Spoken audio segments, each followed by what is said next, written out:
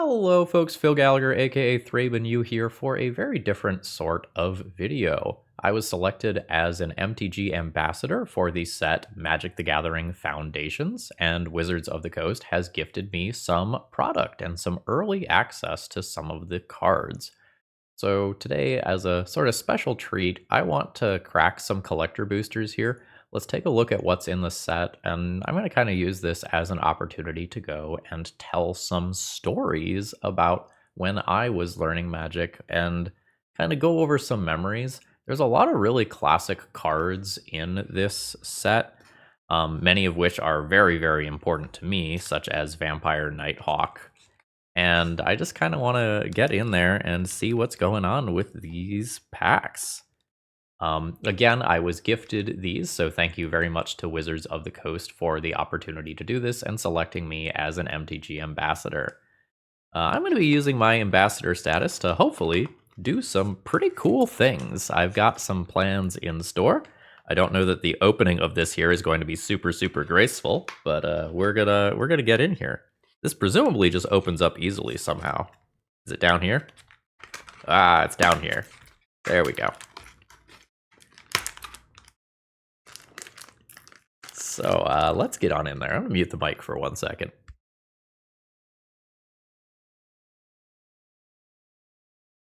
Okay, there we go. We're in. We've got some collector boosters. I've opened a handful of collector's boosters at cons. They're normally something that I don't buy for myself. I'm a singles sort of guy for the most part. But every time I go to a con, I do get a couple of booster packs for funsies. Well, we opened it from the bottom. All right, so we are starting off with a pretty sweet human token. A Drake Hatcher. I gotta work on my my zoom here. And it's foil. This card's kind of sweet. Rite of the Dragon Caller. Whenever you cast an instant or sorcery spell, create a 5/5 red dragon creature token with flying. So this card is absolutely the I would like to do something big and dumb energy in EDH, and I absolutely love it. I like when these sorts of things end up being constructed playable. Sometimes they do. I remember way back in one of the core sets, there was something that made 2/2 flying drakes that ended up being pretty cracked. Oh, we got one of the good ones. We got Giada, Font of Hope. This is maybe one of the most popular commanders of all time. At least I think it was previously, and now it gets this really nice extended art treatment. That's pretty sick.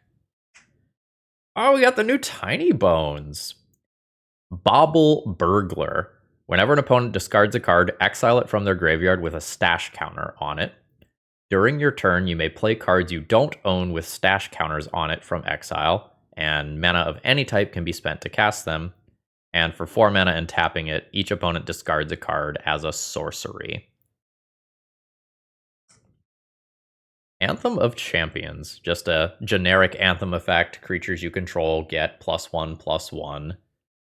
This being standard legal for a long time is pretty cool. Yeah, no, the Giada is the gem so far. If we're gonna make a pile of winners over here, Giada definitely goes in one. So I really like Anthem effects. I think they are very fun, and a handful of times throughout my Magic career, $50 right now.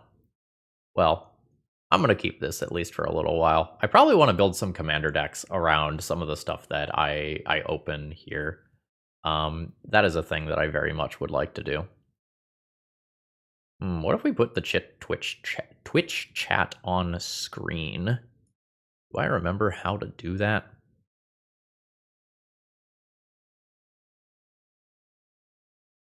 All right, let's go. Oh no, normal stream. Event list, chat box. Chat box is what I want.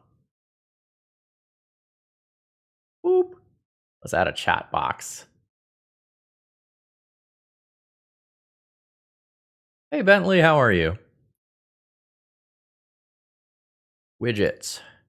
Chat box. Add source. Chat box. Over here. Somebody attempt to say something.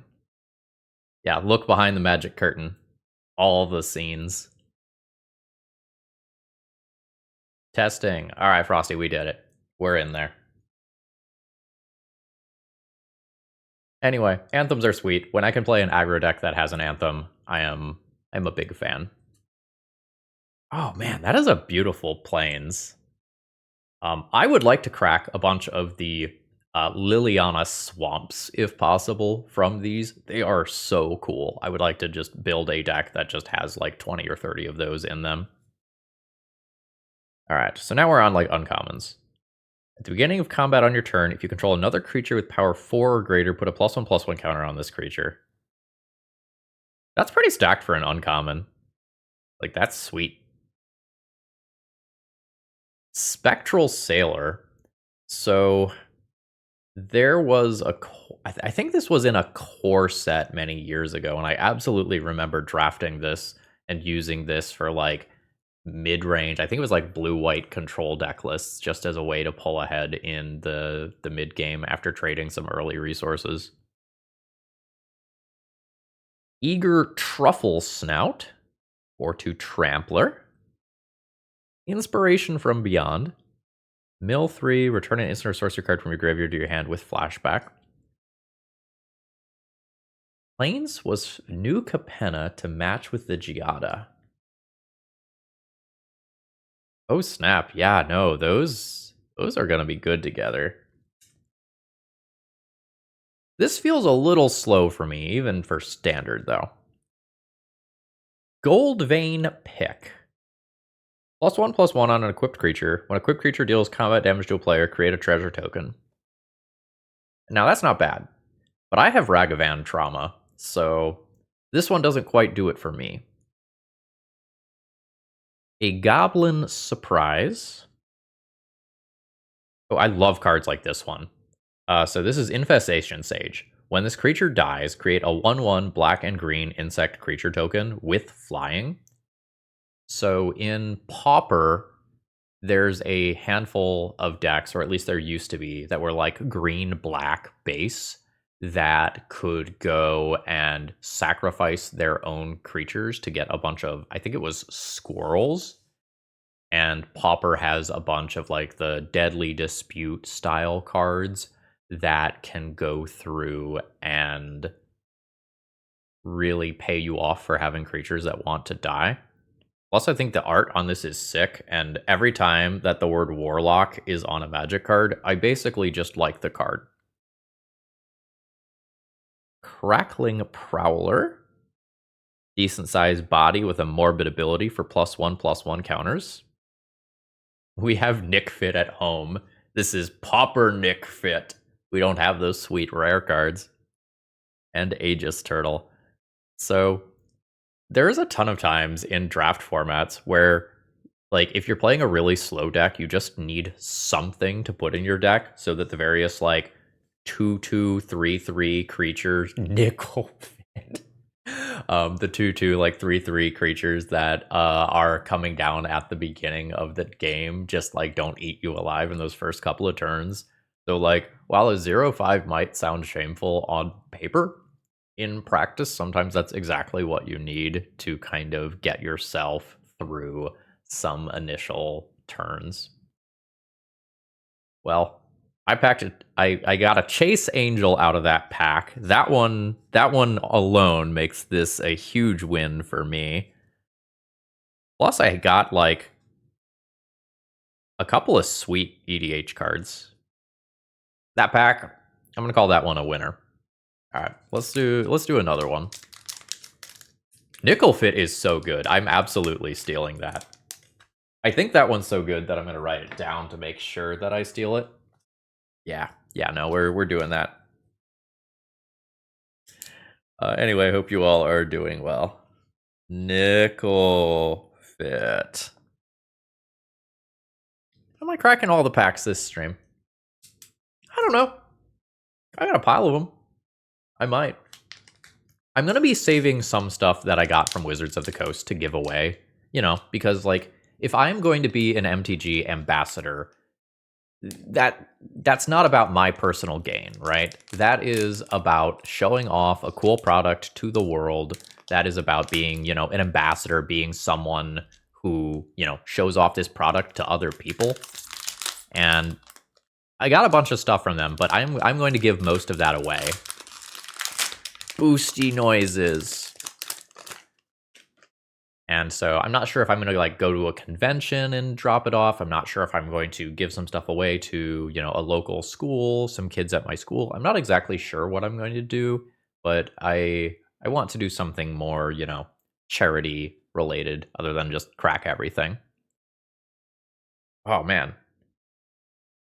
So, rabbits.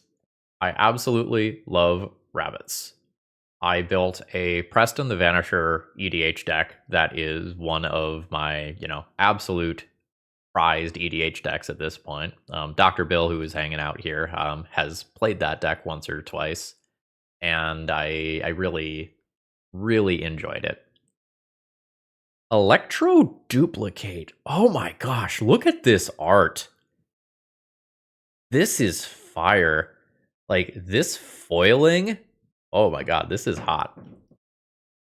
Oh, I don't know if this is going to show up for the camera, but this has mana symbols dotting it. Oh my gosh, this is beautiful. All right, create a token that's a copy of target creature you control, accept it as haste, and at the beginning of the end step, sacrifice this token. With flashback for 4 mana and Niv Mizzet flavor text? What's a more fitting shape for a storm than a dragon? This is going straight into my Delina Wild Mage EDH deck. Absolutely going into the sleeve right after this. We've got another Tiny Bones. Archmage of Runes. Instants and sorcery spells you cast cost 1 less. Whenever you cast an instant or sorcery, draw a card. This is sweet. So, the red flip Ral, I think it's Ral Monsoon Mage on one side, has been seeing a lot of play because it's something that is both an enabler, reducing your costs, and a payoff. And this kind of has those same sort of vibes. This is not going to be legacy power level or anything, but this is a really good design. I like this. And everything that's in Foundations is going to be legal for 5 years. So having things like this exist in a format seems good to me. And same thing with the Anthem that was around earlier. Crystal Barricade. Defender, you have hexproof. Prevent all non-combat damage that would be dealt to other creatures you control. This seems like a sweet standard legal sideboard option. Ashroot Animist with Trample. When this creature attacks, another target creature you control gains Trample and gets +X until end of turn, where X is this creature's power. Ooh. Yeah, so if you do a pump spell on this turns into a baby Craterhoof. Yeah, I'm in for that. Absolutely beautiful lands again here. Like, these look great. Stormkirk Bloodthief. At the beginning of your end step, if an opponent lost life this turn, put a +1/+1 counter on target vampire you control. I love these effects. I love these effects so much. Like,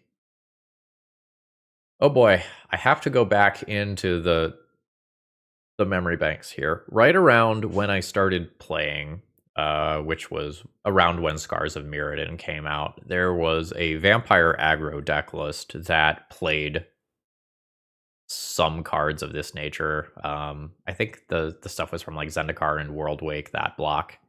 And I had a lot of fun playing with and against those cards.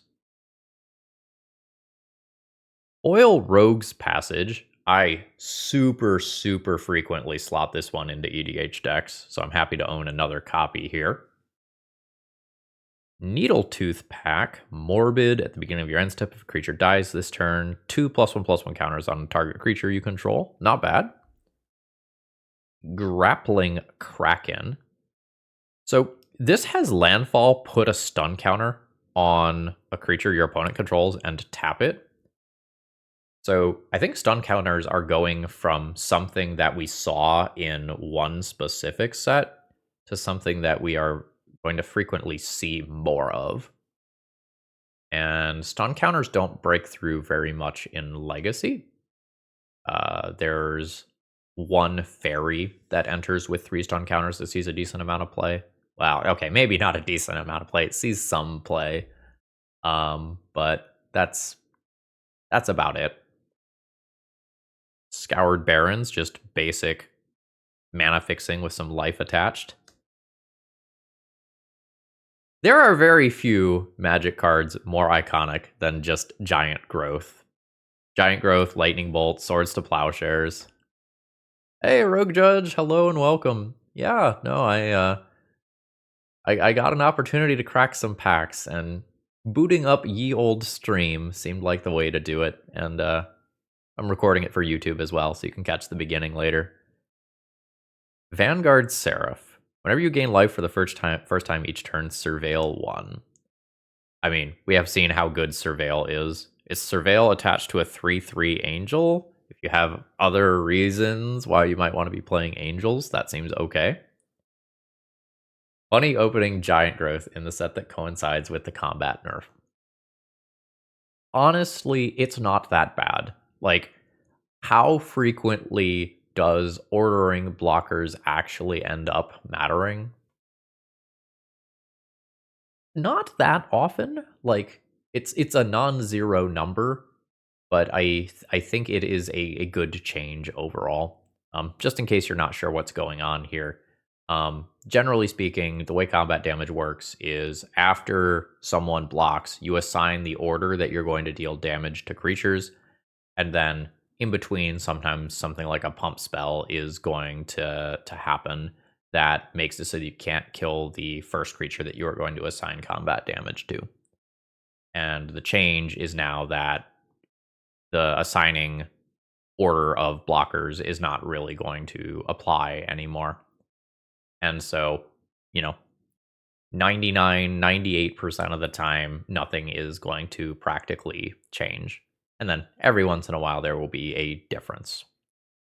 Probably mostly in limited. Got a goblin that gives menace. There's another goblin that I'm much more excited about from this set, too. Fixes banding. I don't know that anything can fix banding. That was a rough mechanic, and I think Wizards has really improved set design since we had banding. Apothecary Stomper. Is this just an elephant? This is just an elephant with a bunch of potions hanging from it. That's sweet. So when it enters, you get choose 1, 2 +1/+1 counters on a creature, or gain 4 life. Not bad. All right, so I think Giada, Electro, Duplicate. Again, gosh, I wish. Oh, there we can get them. Yeah, so you can kind of see how there's these little mana symbols set in this. Ah, this is so beautiful. I think the Electro Duplicate is my favorite card so far, with Giada at number 2. That extended art on that is so good. Just so absolutely good. Favorite moment in Vegas was, Judge, do you know how banding works? Me, yes player.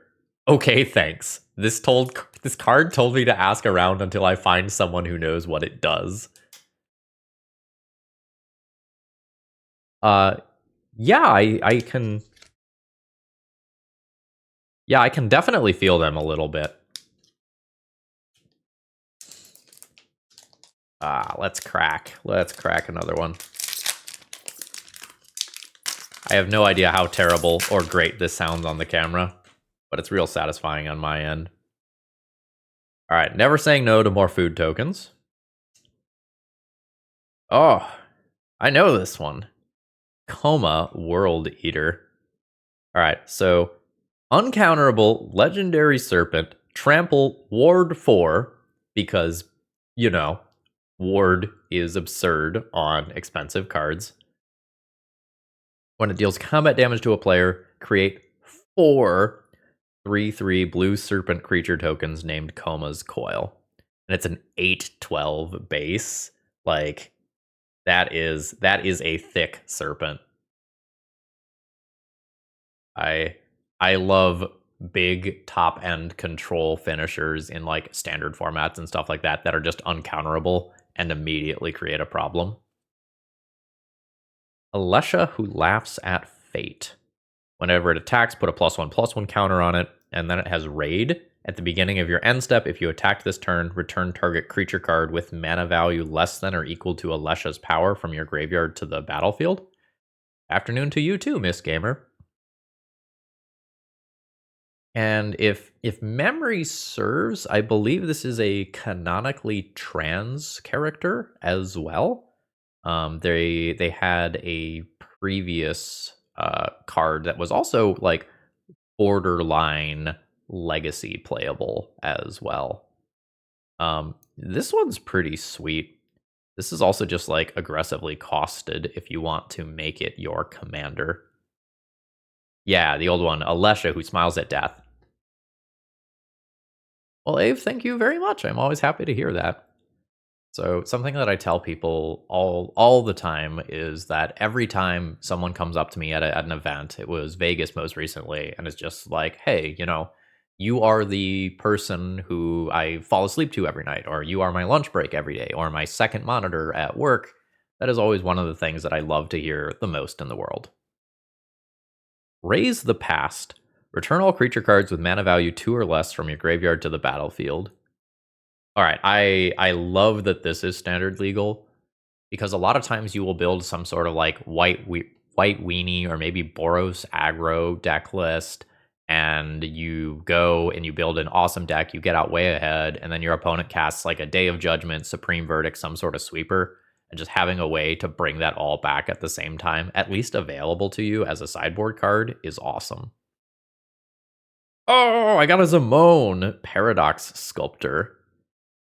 So at the beginning of combat on your turn, put a +1/+1 counter on each of up to 2 target creatures you control. So like double Luminarch Aspirant for double the price.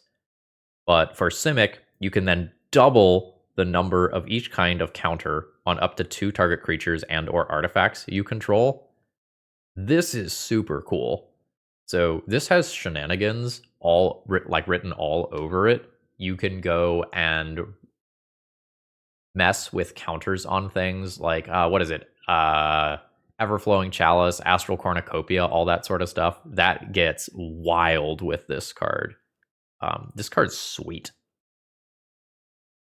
Spinner of Souls. Whenever a non-token creature you control dies, you may reveal cards from the top of your library until you reveal a creature card. Put that card into your hand and the rest onto the bottom of your library in a random order.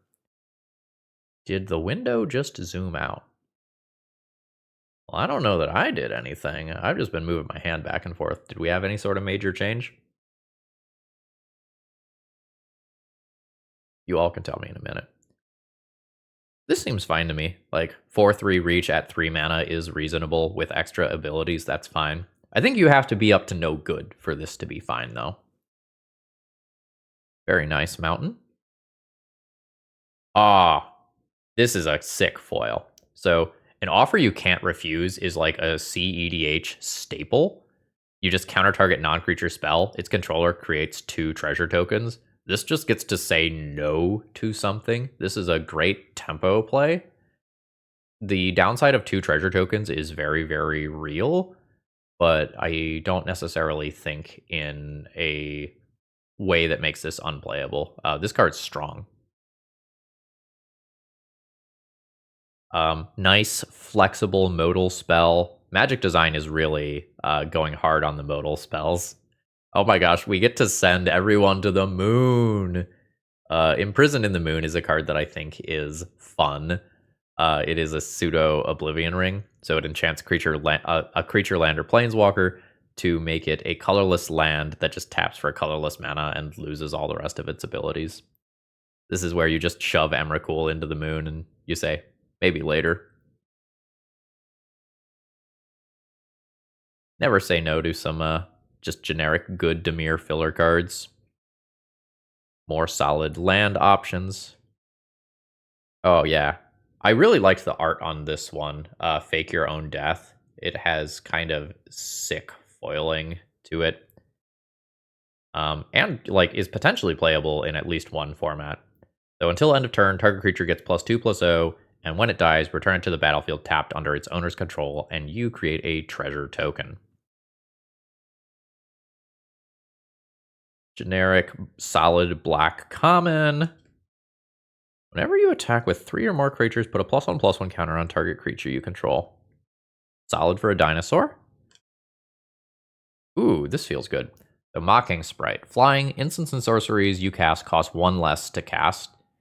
And while these are like generally most exciting for constructed play when they cost 2 mana, just always having access to 1 in standard for the next 5 years is probably good for those combo players out there.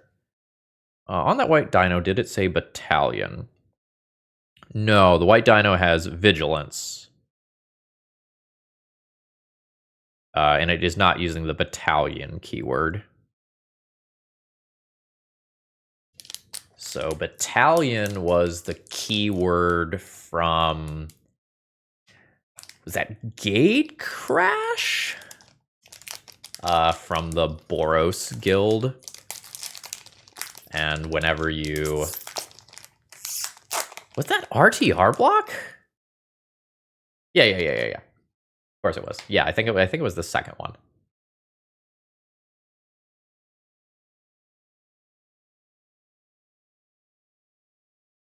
Anyway, I enjoyed the battalion mechanic.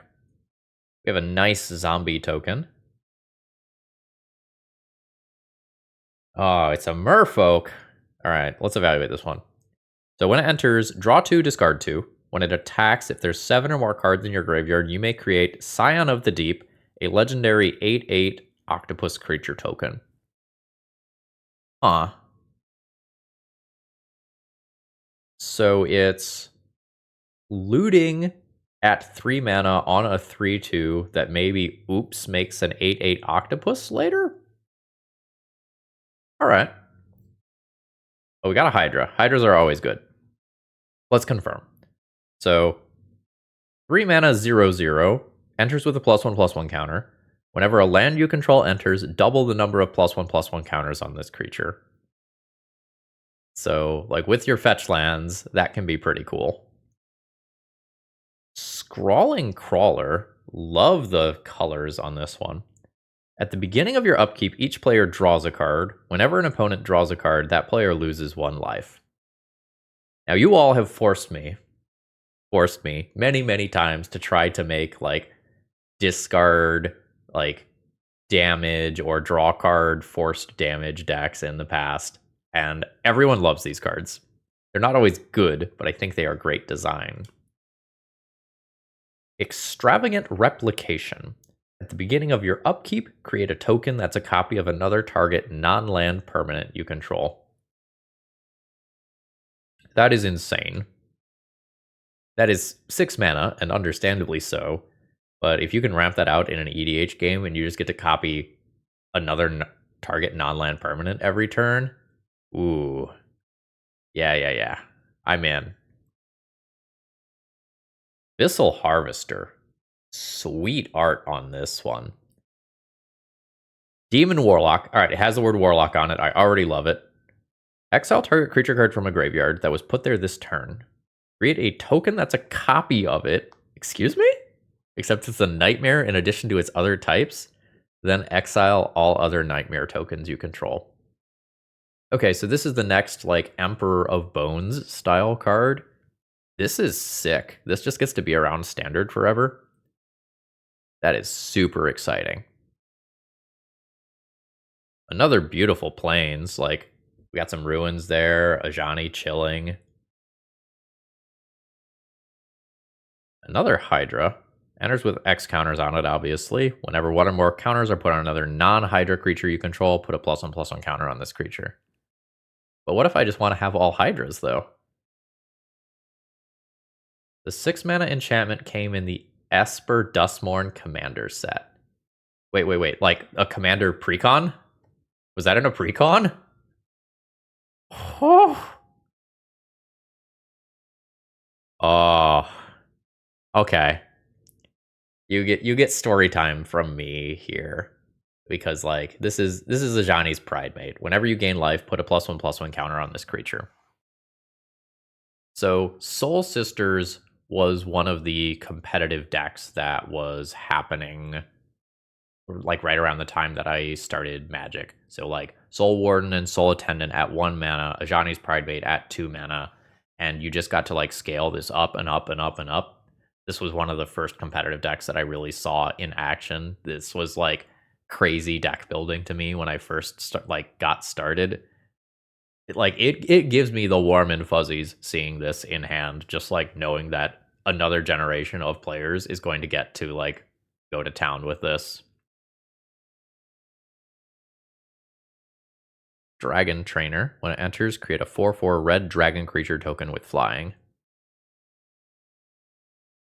That one might go into an EDH deck for me. Like, I can copy that with Delina and just make a ton of dragons. That one goes in that pile with Electro Duplicate. Divine Resilience. Target creature you control gains indestructible until end of turn.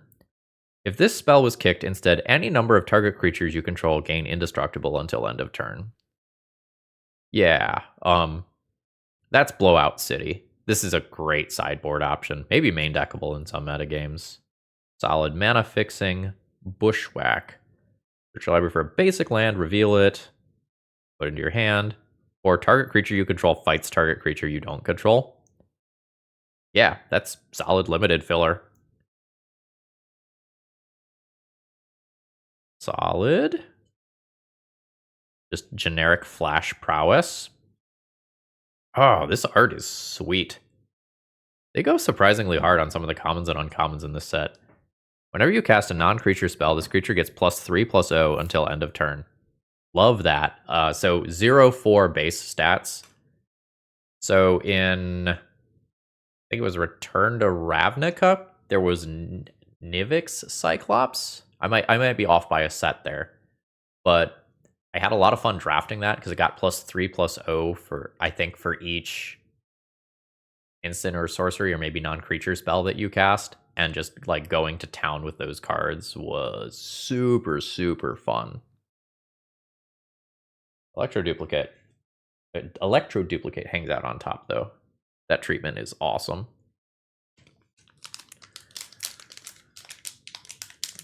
Yar. Satisfying boosty noises continue. Oh, what a token. All right, like, I'm maybe not the biggest merfolk lover, but I would think about cracking, some merfolk and playing that. All right, rare land. So this is your generic Mutavault style land for standard. So taps for colorless at 4 mana. This land becomes a 3/3 creature with vigilance and all creature types. It's still a land. This becomes, it's not until end of turn. Yeah, Rogue Judge. Yeah, so this is forever. So unlike the Mutavaults and stuff that you activate every turn and keep sinking mana into it, this just becomes a 3/3 vigilance. That is cool. Okay, mythic card with angels on it. Must be good. Whenever a non-token, non-angel creature you control dies, return that card to the battlefield under its owner's control with a +1/+1 counter on it. It has flying and is an angel in addition to other types. Awesome. Awesome, awesome. Sick art. Love that. Alenda, Saint of Dusk. Lifelink, hexproof from instants. Hope you don't want to remove this. As long as your life total is greater than your starting life total, it gets +1/+1 in Menace. It gets an additional +5/+5 as long as your life total is at least 10 greater than your starting life total. This card slaps. Like, I love me some Soul Sisters type stuff. As opposed to, help me out, Twitch chat. The 1 mana white creature that is effectively a 6/6 flyer on your first turn in EDH. Serra Ascendant? There we go. Serra Ascendant. Unlike Serra Ascendant, this one cares about your life total relative to what it is in the format. So this seems like very, very good design to me. Yeah. So this card can just be a 10/10 lifelink hexproof from instance. Hell yeah. That is exciting. I might build around that. Oh yeah. Be still, my heart. Solemn Simulacrum, 5 years in standard, baby. Like the ultimate classic EDH card outside of something like Soul Ring specifically. Love that. If you have anything that kind of makes it more broken, like the ability to sacrifice it, the ability to double up triggers, it just is awesome. Ooh, it's another scrawling crawler. Love that. More of those sexy mountains. uh, awesome art treatment on this one. So, Hidetsugu's second right. If target player has exactly 10 life, Hidetsugu's second right deals 10 damage to that player. This is living the dream right here. This is going and just giving you that way to just like, I admit defeat. If this does not work, and you just go in on your opponent. I love this so much. Brewers rejoice. Burnished Heart, solid printing for EDH. I don't know this one, but it's got Warlock on it, so it must be good. Art's great, too. At the beginning of your end step, if a creature died this turn, choose one. You gain 2 life, you draw a card, and you lose 1 life. Solid? Angel of Finality. So they won't give me a Rest in Peace Bear. Not at 2 mana. But at 4 mana in Standard, this is probably, like, quite playable. Solid mana fixing. A threaten effect. A very wise-looking owl that I think has a mustache. Alright, have a great rest of the day, Rogue Judge. Valador Savior. 2/3 lifelinker. When it enters, put a +1/+1 counter on each of up to 2 other target creatures you control. Not the most broken card with the word Felidar written on it. And then this is just blue common removal. Enchanted creature loses all abilities and is a green and white citizen creature token with base power and toughness named 1/1 legitimate business person. Love it. Alright, here we go again.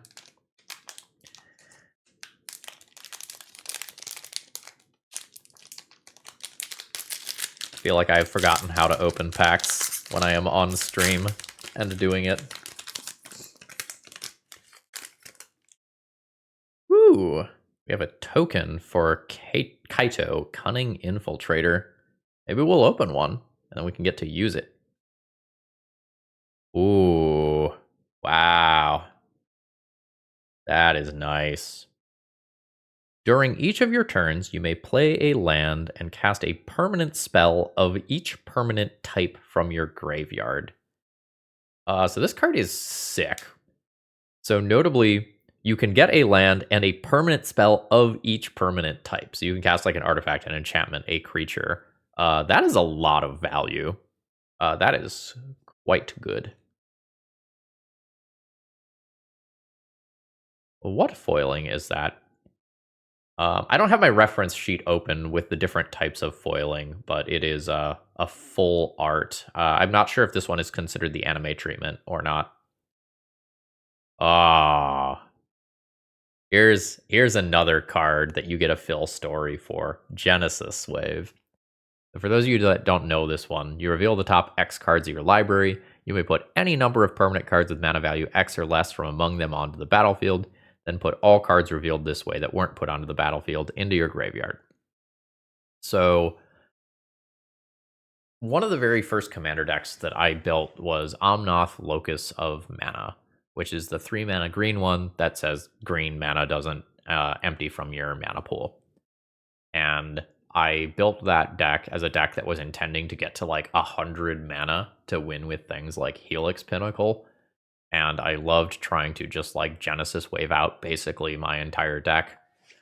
In those days, Primeval Titan was legal. and we got to do crimes with Primeval Titan that, according to the Geneva Convention, I'm not allowed to do anymore. Ooh, it's another Ashroot Animist. I think with different art than last time.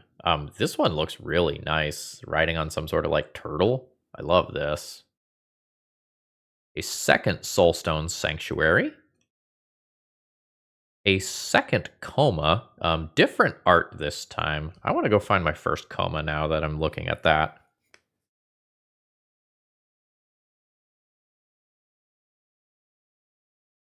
It's one thing to kind of look through the spoiler and see what's coming, and it's another thing completely to like physically get these in hand. So here is this like full bordered Coma, which I think is absolutely stunning. And then this, well, still neat art. This one is something else. This is a sharp looking Magic card. All right, we got a Forest. We have a Dwinnen Gilt Leaf, Daen? Dane? I don't know that word. This is a generic Elf Lord. Other creatures you control get +1/+1, and when it attacks, you gain 1 life for each attacking elf you control. Love typal support for creatures. It's Little Red Riding Hood, but with a bow and arrow? So 1/2 haste. Whenever it attacks while you control a creature with power 4 or greater, it gets +2/+2 until end of turn. So it's kind of a 3/4 mana dork for 2 mana. That's some interesting design. Fracture Foil. Yes, that is absolutely it. Thank you, Andrew. Goblin Negotiation. Deal X damage to target creature. Create a number of 1/1 red goblin creature tokens equal to the amount of excess damage dealt to that creature this way. That's kind of sweet. Boomer Phil is very much enjoying Foundations. Just actual factual Savannah Lions, 2/1 attacker for 1 mana. Absolutely sweet. And I love cards like this. Whenever you gain life, each opponent loses 1 life. I absolutely eat up any sort of draining cards. I spent a lot of time playing with and against Blood Artists in my career. Landfall, ping an opponent on a lizard. I'm in. Opening these packs like definitely makes me excited about Magic again. I know a lot of people are currently down on Magic because they don't like Universes Beyond for one reason or another. But just like opening these packs and like looking at Magic design, like so much of what's here brings me back to like the like maybe M10 to M14 core set experience and a lot of the things that I don't want to say grew up playing with because I was like a young adult at that point, like I was in college and grad school, but this gives me throwback vibes in the best possible way. If you draw your second card each turn, put a +1/+1 counter on this creature. Sweet. Yeah, I like these fracture foils quite a bit. And I think it's the Jump Start that has the actual factual anime cards. So maybe I'll do something with some Jump Start cards another day. All right, we have more zombie friends. We have a third Coma. Well, I am ready to make a blue-green control deck of some kind, that's for sure. Sphinx of Forgotten Lore. Sweet art. So whenever this creature attacks, target instant or sorcery card in your graveyard gains flashback until end of turn. The flashback cost is equal to that card's mana cost. Yes, anything that is remotely like a Snapcaster Mage, I am in for. Oh, here is a very nice alternate art treatment of Crystal Barricade.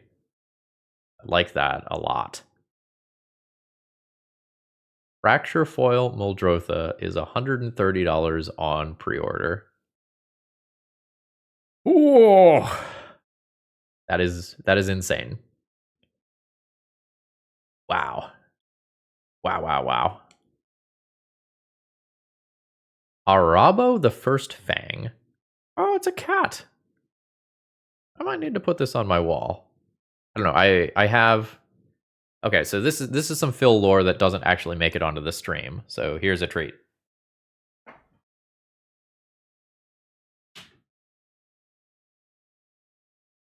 So I have mounted on my wall in my office a couple of things that look like this. And in one of them, I have I think it's called like Look at the Kitties secret lair that I just constantly keep up as a decoration.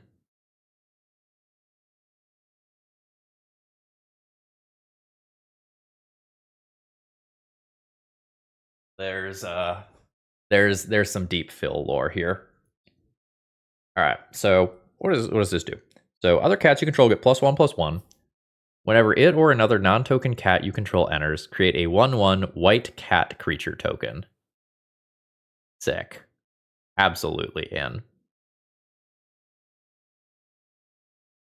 Yeah, I like some of the secret lairs. The Let's Look at the Kitties one was one that I was very excited to get. I believe that I was gifted that one at one of the Magic Cons, like maybe Minneapolis or something. It was one of the earlier Magic Cons, and I liked that one a lot. My girlfriend liked it a lot, and once I saw that she liked it, it went up on the wall. Sylvan Scavenging.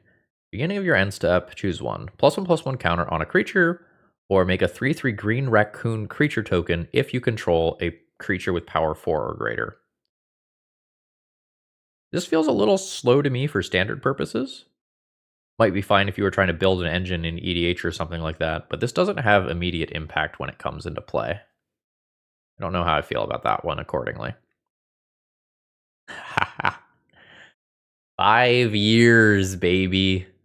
5 years of a braid ruining creatures and taking out artifacts. Oh, wow. New art for Blanchwood armor. So this is +1/+1 for each forest you control. And that absolutely slaps if you are like a mono green EDH deck. Absolutely have seen kills with that. And again, when we're talking about iconic Magic cards, Sarah Angel is it. That is Magic. 4/4, Flying Vigilance, 5 mana, perfect card. No comments. Wall that Surveils, Eaten Alive. It's an additional cost to cast this, sack a creature or pay 4, exile target creature or planeswalker. That's exile black removal for Pauper. That is interesting. A surveilling creature. I have played more Healer's Hawks than I care to admit. I think I have even played that in Legacy. I think it was for a very weird and strange reason, but I think I did play that in Legacy. When it enters, if you attack this turn, look at the top 3 cards of your library. You may put 1 back, put the rest into your graveyard. That'll do some stuff somewhere. And another generic common with some abilities. Look at the top 4 of your library. You can reveal a creature card with power 2 or less, put it into your hand, rest on bottom in a random order. Yeah, solid filler here. On we go. Got 5 more of these guys. I think I've got time to crack them all. I have a potluck dinner that I go to. Thursday nights, I usually go and just have a potluck dinner with friends. We all bring something, kind of contribute, and hang around for a couple hours. It's a good time. Sky Knight Squire, which looks like a cat riding a bird. Whenever another creature you control enters, put a +1/+1 counter on it. I'm in. As long as this creature has 3 or more +1/+1 counters on it, it has flying and it is a knight. Hell yeah, I am in for that. Oh, look at this. Look at this spooky guy. All right. This creature enters with 8 revival counters on it if you cast it. When this creature dies, if it had a revival counter on it, return it to the battlefield with 1 fewer revival counter on it at the beginning of the next end step. That is a flavor win. I hope it does something. Cauldron Familiar? Witch's Familiar? Whatever that card is actually called has done some great great things in multiple formats. Homunculus Horde. This art is cursed. Is this just infinite Fibblethrips? Whenever you draw your second card each turn, create a token that's a copy of this creature. Oh. Oh no. Oh, we did open a Kaito! Sick. Alright, what does this do? Whenever a creature you control deals combat damage to a player, put a loyalty counter on it. 3 loyalty to start with. +1, up to 1 target creature you control can't be blocked this turn. Draw a card and discard a card. -2, make a blue ninja token. -9, you get an emblem with, whenever a player casts a spell, you create a... Whenever a player casts a spell, you create a 2/1 blue ninja creature token. This is 3 mana? And whenever a creature you control deals combat damage to a player, put a loyalty counter on it. Aw. This is neat. I like this. Alright, there is a second Alenda. This is a different art treatment than the other one. Flip back through the pile. Oh wait, no, it's right here. Yeah, okay, so we have this kind of traditional foil here, which I still think looks great. But I think this full art one is awesome. I am a sucker for full art cards, I will admit. Foils, I'm usually whatever on, although this one is hot. But this I like.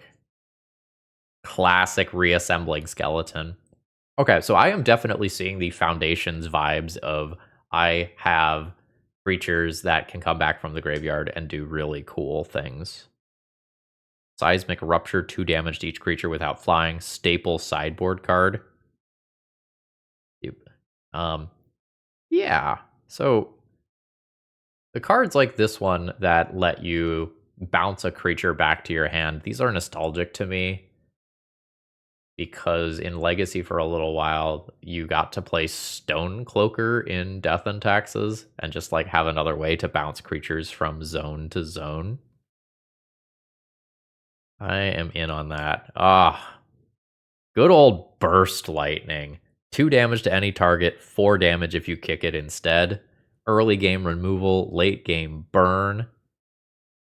Sanguine Siphoner. Again, Warlock. Card's instantly good. Art is sick. Like the foiling on this one, it's really good. Whenever it attacks, each opponent loses 1 life and you gain 1 life. Sick. Landfall, make an elf. And Tolarian Terror, a card that is absolutely a literal terror in Pauper. Yeah, I am in for that. That is a sick addition to Standard. Like, that is just a good go-to thing. I mean, as long as you don't have Murktide Regent trauma and you just absolutely hate that card with a passion.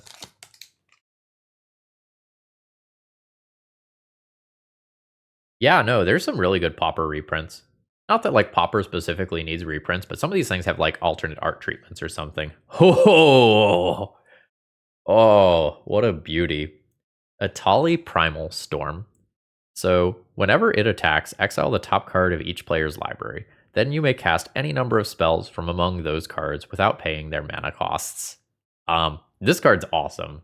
Like, in casual or competitive EDH, this is sick. And the fact that you can kind of, like, roll the dice with this in Standard brings me joy. This is also, like, quite cool. Banner of Kinship. As the artifact answers, choose a creature type. It enters with a fellowship counter on it for each creature you control of the chosen type. And then creatures you control of the chosen type get a +1/+1 for each fellowship counter on this artifact. Yeah, if you are building a X creature type deck, a typal deck of some kind, this is huge. It also just has like a really nice full art treatment here. Oh, more Tiny Bones art. Full art this time. Yeah. Oh, the nostalgia. Actual factual Phyrexian Arena in Standard. A spark of resistance against a tide of corruption. Hell yeah. This is just classic. So like Phyrexian Arena is just a mono black staple of all sorts of formats. So in for that. Kaikar Zephyr Awakener. Flying, whenever you cast a non-creature spell, choose one. Exile another creature you control, bring it back at the next end step, or make a 1/1 spirit token. Solid. Another one of those beautiful planes. Oh, Youthful Valkyrie. Whenever another angel you control enters, put a +1/+1 counter on this creature.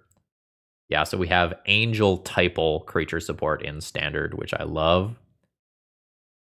Actual factual reanimation cards in standard. Love to see it. Nothing wrong with Evolving Wilds in standard. Hi, man. Hello and welcome. Yeah, special occasion. Special occasion.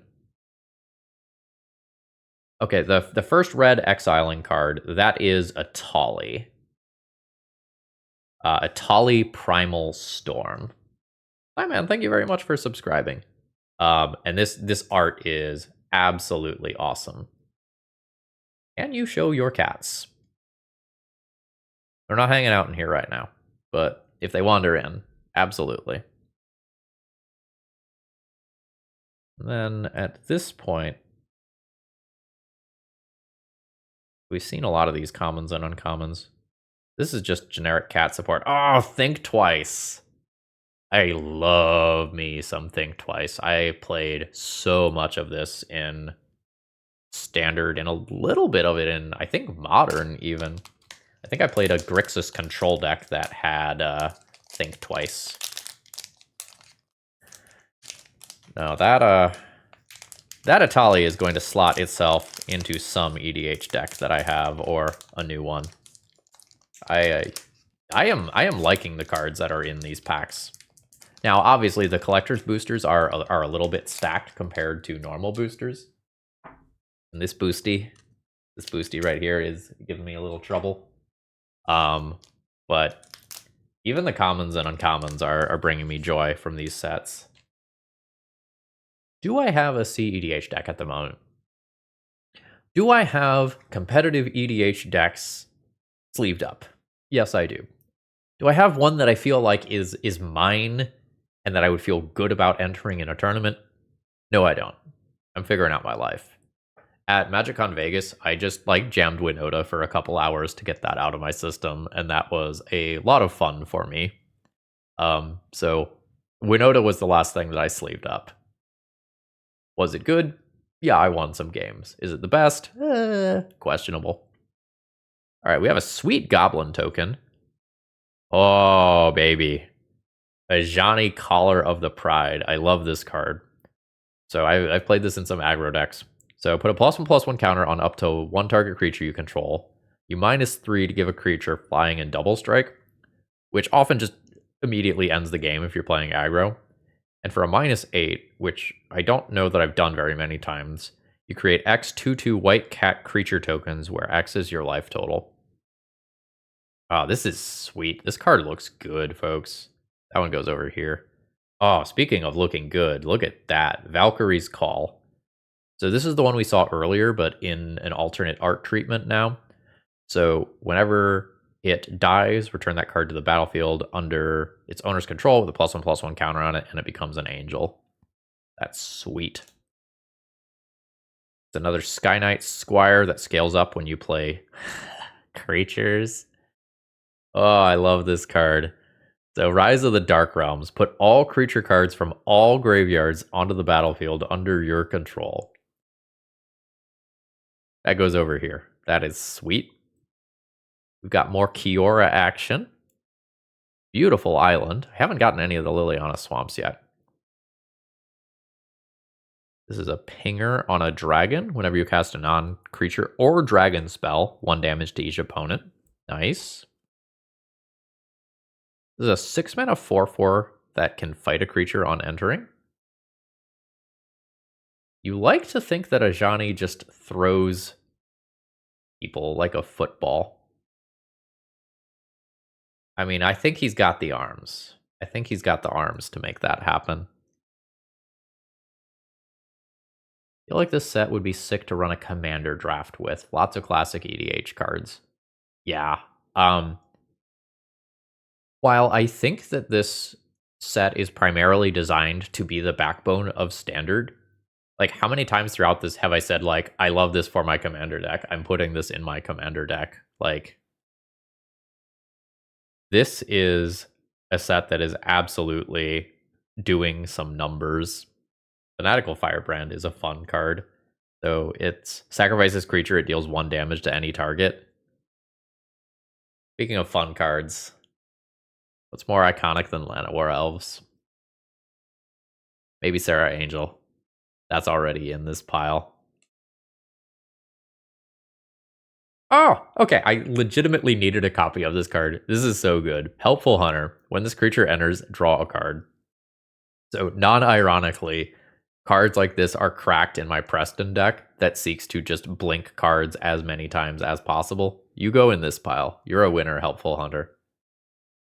Quick Draw Katana. During your turn, equipped creature has +2/+0 and has first strike. Not bad. Cool art. Has a Kamigawa Neon Dynasty vibes to it.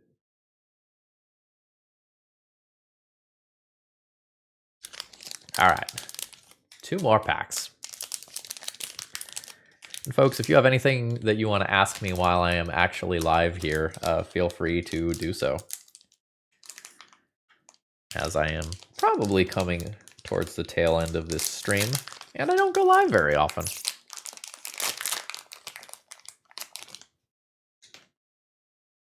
Human? Alright, we have more Tiny Bones. This is now a playset of Coma. Do I still teach Greek? Well, I never taught Greek. I do still teach Latin, though. So yes, I do part-time Latin teaching. I teach until 1 o'clock and then I come home and record my video. Simon, I will link you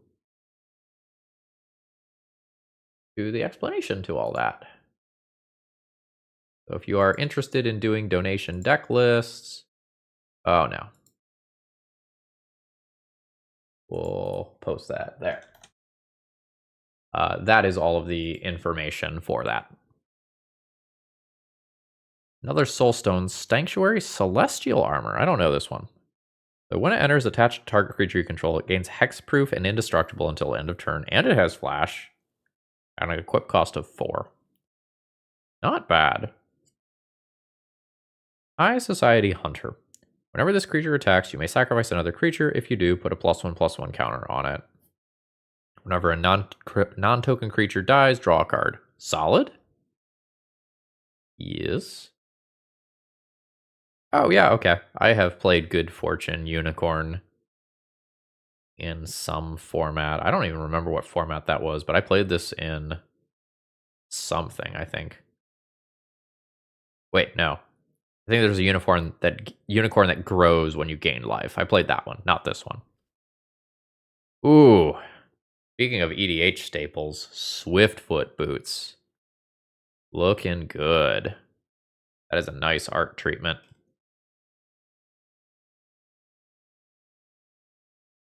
And oh no, I'm totally fine playing with Psychic Frog. Look, sometimes you have to play the good cards. I know I play a lot of jank, but sometimes you do just need to win games. Whenever you gain life for the first time during each of your turns, create a 1/1 white cat creature token that maybe can trigger something that gains you some life and do some other cool stuff. Firebrand Archer I've played in Legacy in one of those like aforementioned pinger decks. Whenever you cast a non-creature spell, 1 damage to each opponent. Seems good. Alright, last pack here. Well, thank you, Miss Gamer. Last pack here. So going into the final pack, the Electro Duplicate is maybe the best thing that I've pulled. Like Ajani, Atali, Giada, Zimone are all great. No Liliana Swamps, though. Need me some Liliana swaps.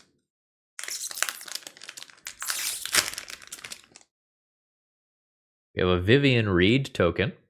What if we pulled a Vivian Reed in this pack? Ooh. Oh, that is a pretty card. Like some nice tendrils here. And Condemn is a super playable card. Wow, that is nice. So this one does not get in focus here. This one does not have the regular star on it. This one has the star with the sort of filling around it. I believe that this is considered a special guest, so I don't think that this one is standard legal. But damn, that is a hot looking card. That is nice. Is it etched texture?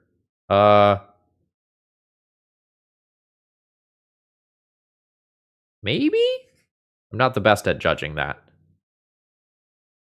It feels a little different from the regular foils, so I'm gonna say yes. Ooh, that is a very pretty alternate art treatment of Kaikar's Zephyr Awakener. Ha ha ha ha ha. All right. Scavenging Ooze story time. So, I remember when this card came out. It was one of the waves of Commander precons. I think the very first Commander precon set, in fact. And this was a very, very chase card at the time. Like, I think between $20 and $50. And like I remember trading cards like Sword of Fire and Ice and Umezawa's Jitte and things of that caliber in trades with Scavenging Oozes. This card was very, very good in Legacy for a long time, and now it occasionally sees some play.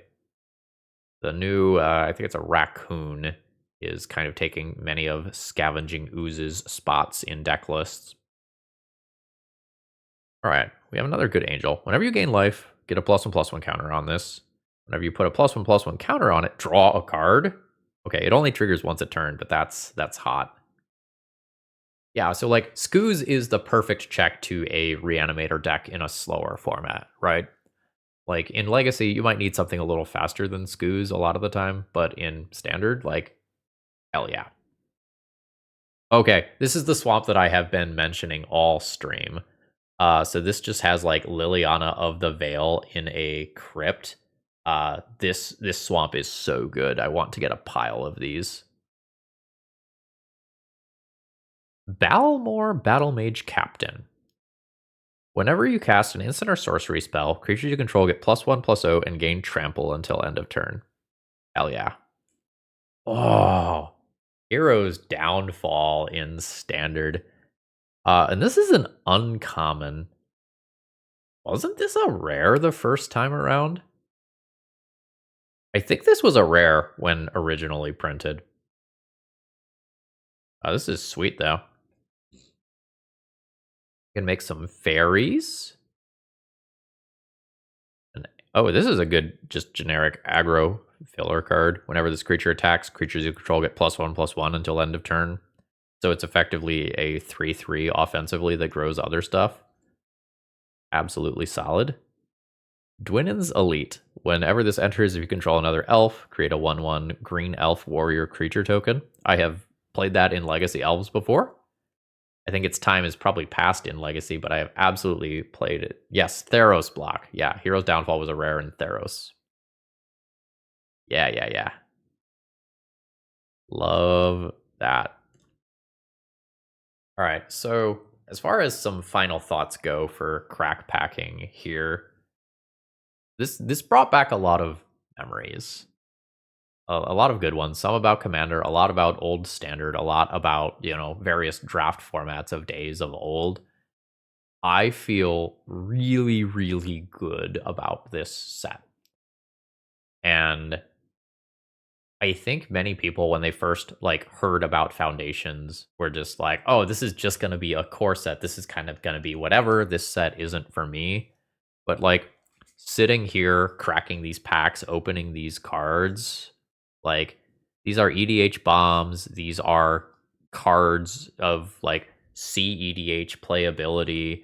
This set has, like, some absolutely bangers for casual EDH. There's a lot of card things here that I would be excited about, like, if I was a standard player. Like, having the backbone of decks that you can probably play for 5 years realistically.